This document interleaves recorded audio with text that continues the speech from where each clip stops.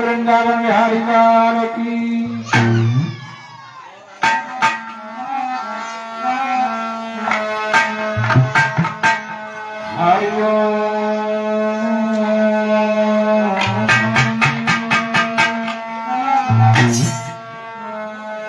ओम गजाननं भूतगणाधिसेवितं खट्टभुजं फलचारुभक्षं शोकविनाशकारकं नमामि विघ्नेश्वर पादपङ्कजं हिरण्यगर्भशंकाग्रीभूतस्यातः पत्रे कयासि सदाधार पृथ्वी धामते मां कश्मे देवाय हविषा विधे या देवी सर्वभूतेषु शक्तिरूपेण संस्थिता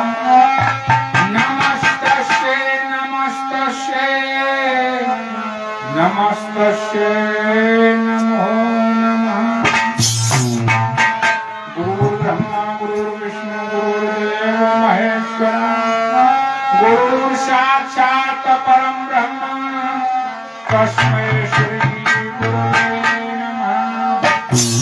त्वमेव माता च पिता त्वमेव बन्धुः च सखा त्वमेव विद्या द्रविणं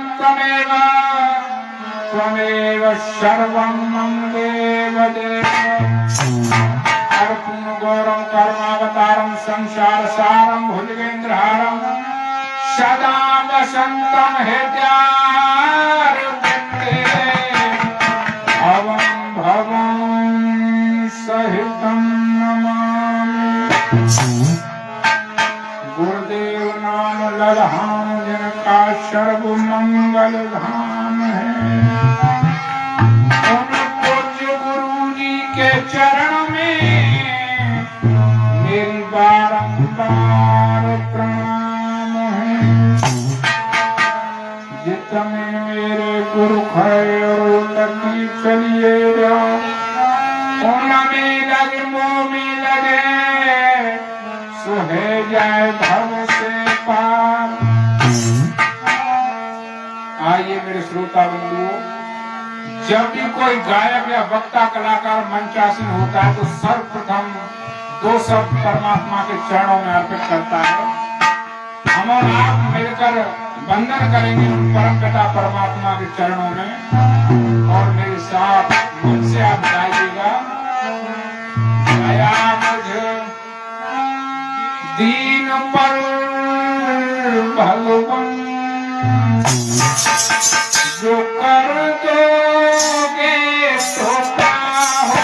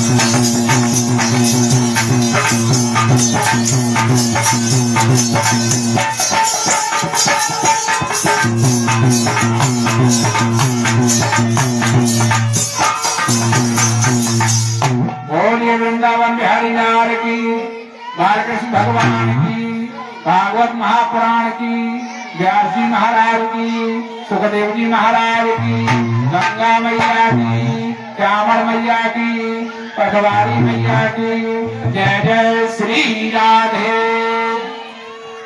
हाँ तो मेरे श्रोता बंधु, आज भागवत का प्रथम दिवस है। इस पावन स्थली पर भागवत प्रारंभ होने के लिए जा रही है। आज समय थोड़ा है, इसलिए आज केवल भागवत का आरंभ ही करेंगे कुछ समय के लिए। कल से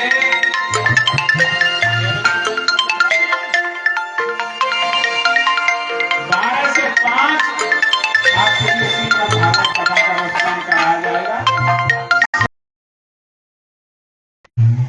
श्री सुखदेव जी राजा परीक्षित को समझा रहे हैं। सूत जी महाराज 88,000 सौकार्य कृष्णों को मद माने अहंकार, भ से भक्ति, ग से ज्ञान, व से वैराग और त से तारण तरन। ये इन शब्दों का व्याकरण निकाला है विद्वानों ने।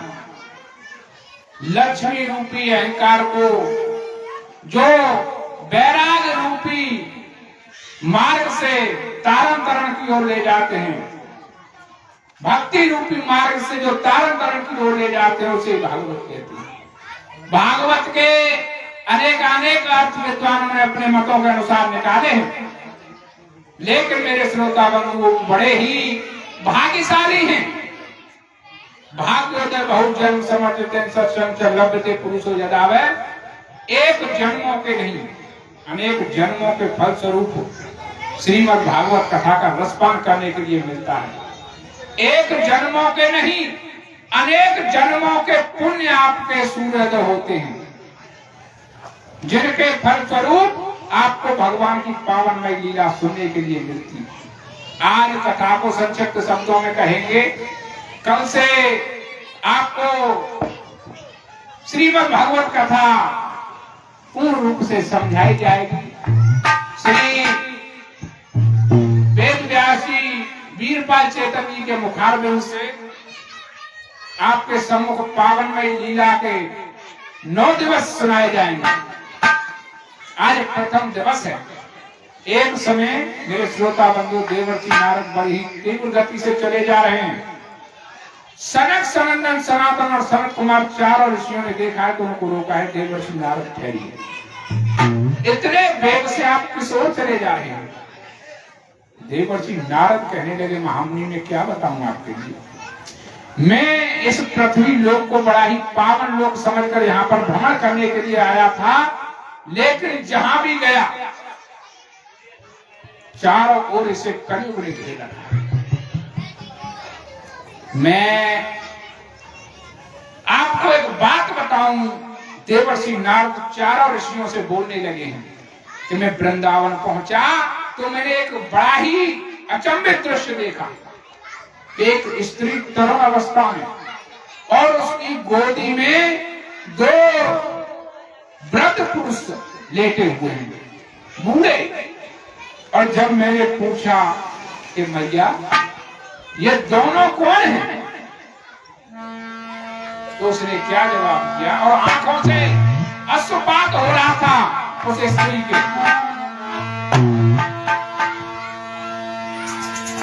तरुणी के सुंदर निज मन की व्यथा कह रहे थे।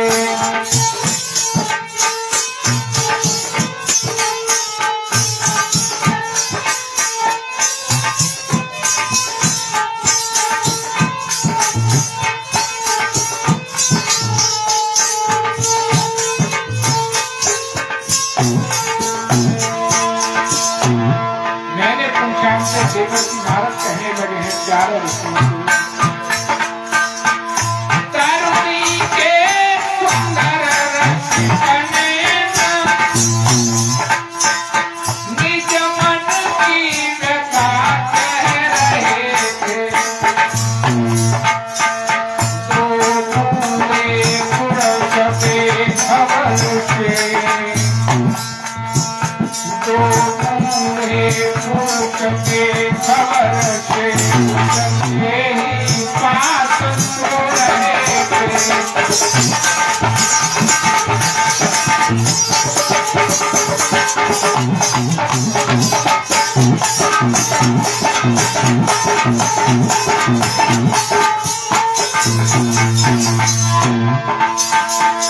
नारद ने पूछा, है देवी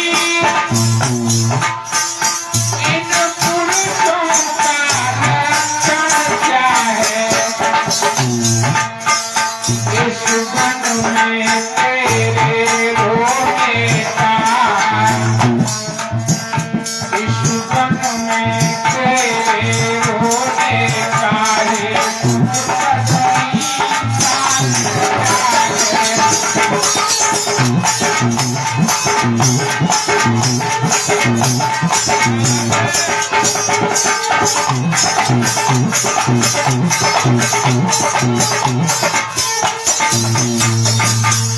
सनातन सनत कुमार चारों ऋषियों से कहने लगे, देवर्षि नारद, हे महामुनि, मैंने उस देवी से पूछा, हे देवी ये दोनों पुरुष कौन हैं और तुम इस वन में इन दोनों को अपनी गोदी में लेकर क्यों रो रही है?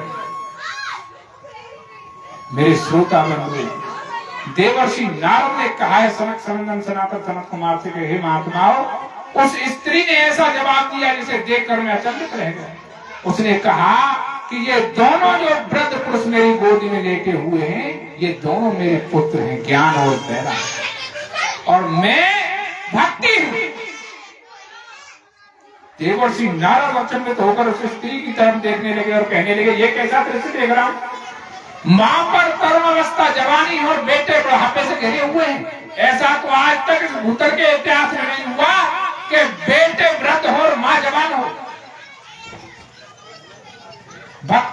मेरी देवर्षि, ये एक कारण है जिस कारण से मेरे दोनों बेटे व्रत हो गए हैं। क्या कारण है सुनो। ये सदा से व्रत नहीं थे। द्वापर तक भरी जवानी थी, हे आपन दोनों आपे में, लेकिन कलयुग के आते ही बेटे गए।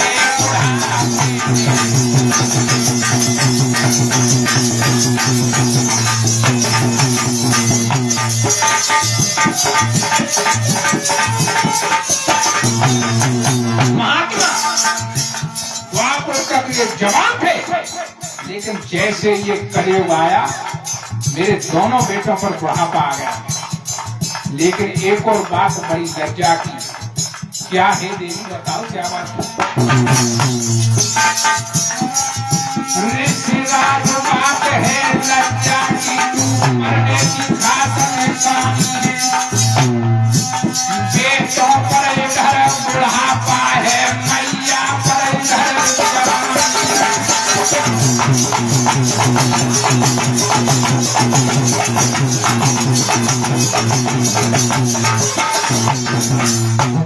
बड़ी लज्जा की बात है महामुनि कि बेटे बुढ़ापे में और मैया पर जवानी।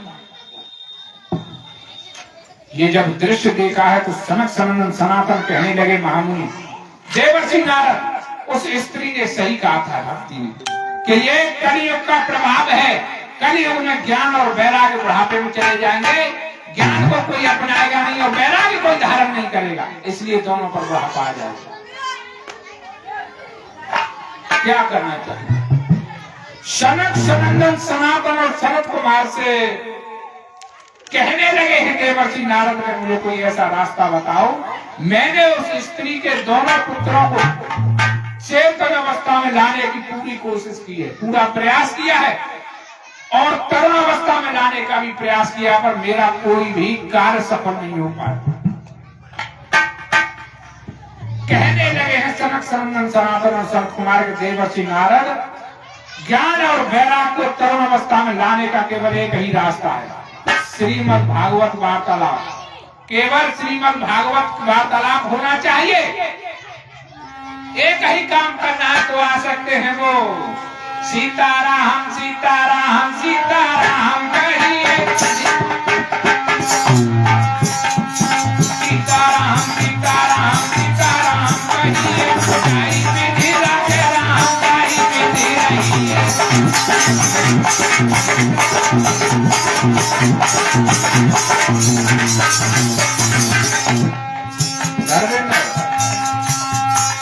सीताराम सीताराम सीताराम कहिए, गाई विधि राखे राम, गाई विधि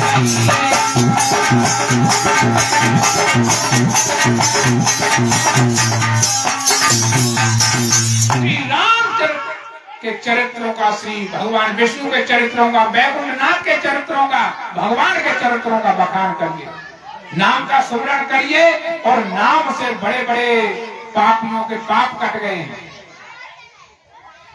विद्वानों ने बताया है, गोस्वामी तुलसीदास जी ने भी रामचरितमानस में चौपाई की है। राम एक तापसती तारी, नाम को निखल कुमारी सुधारी।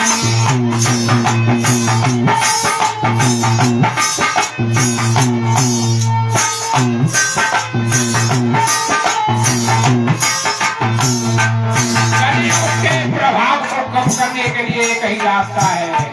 ये भी गोस्वामी तुलसीदास जी ने रामचरितमानस में लिखा है।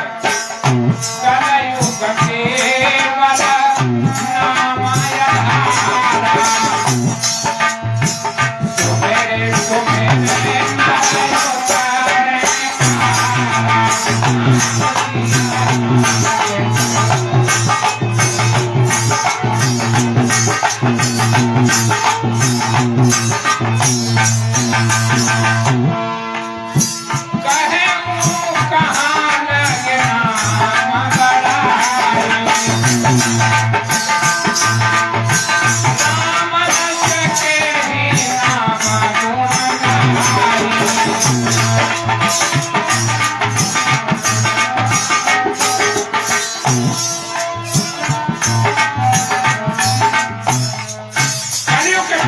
करने के लिए परमात्मा के नाम के सुमरण की जरूरत है, उनके चरित्रों को बखान की जरूरत है। अवश्य ही ज्ञान और वैराग पर तरुण अवस्था आ जाएगी। मेरे श्रोता बंधुओं, सनक सनंदन सनातन और सनत कुमार ने जब देवर्षि नारद को ये बताया है, देवर्षि नारद और भक्ति ज्ञान वैराग बैठे हुए कथा आरंभ हुई है, तो देवर्षि नारद के मन में एक विचार आया है और सनक सनंदन सनातन और संत कुमार से पूछने लगे, हे महर्षियों, मुझे ये बताओ, श्रीमद् भागवत कथा को आपने बताया है कि इससे ज्ञान और वैराग पर तरुण अवस्था आ जाएगी, लेकिन श्रीमद् भागवत कथा के रसपान से, सुनने से, ग्रहण करने से कितना बड़ा पापी तक कर सकता है? बोले हैं महर्षि, जिस व्यक्ति ने पूरे जीवन भर कोई पुण्य न किया हो, पूरे जीवन भर पाप किए हो, अपने पिता का अपमान किया हो, अपनी माता का अपमान किया हो, पराये धन को जबरदस्ती से छीन लिया हो, चोरी की हो, डकैती डाली हो, दूसरे का खेत जोत लिया हो, बेईमानी की हो, ऐसा व्यक्ति भी अगर श्रीमद् भागवत कथा सुन ले, ऐसे व्यक्ति के भी पाप श्रीमद् भागवत कथा के रसपान से कट जाएंगे।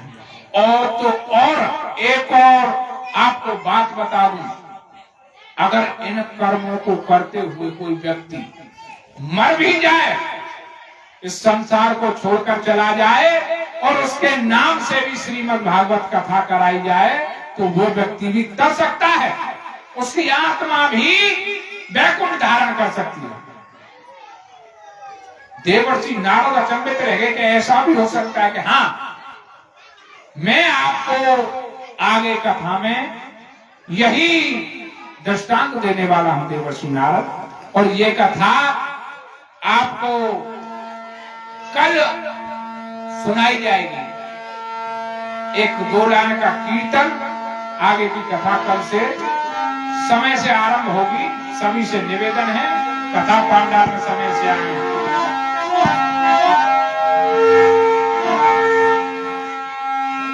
मेरे दिल में बसे नंदलाल,